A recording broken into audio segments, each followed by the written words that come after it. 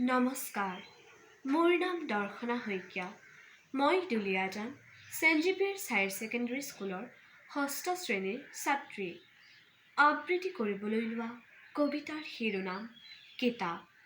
কবি উজ্জ্বল পাউগাম।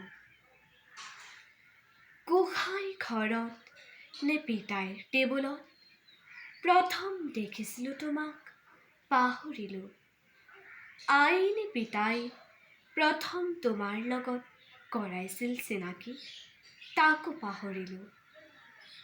কোনে জানো তোমাৰ গাত প্ৰথম ৰখুৱাইছিল মোৰ দুহাত, কোনে জানো কপালত লৈ সেৱা কৰিবলৈ শিকাইছিল মোক।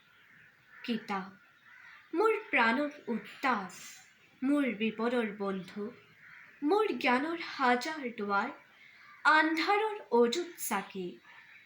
তোমাক চিনি পোৱাৰ দিন ধৰি মোৰ বুকুত তুমি, তোমাৰ বুকুত মই। কি যে নিবিড় আত্মীয়তা।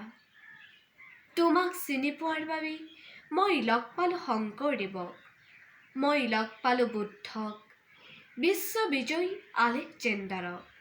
সাহসী পুৰুষ লগ পালোঁ ভিঞ্চিক, হো চি মিনক, চিনি পালোঁ ৰাম ৰাৱণক, নিজক সজালোঁ ভীম অৰ্জুন।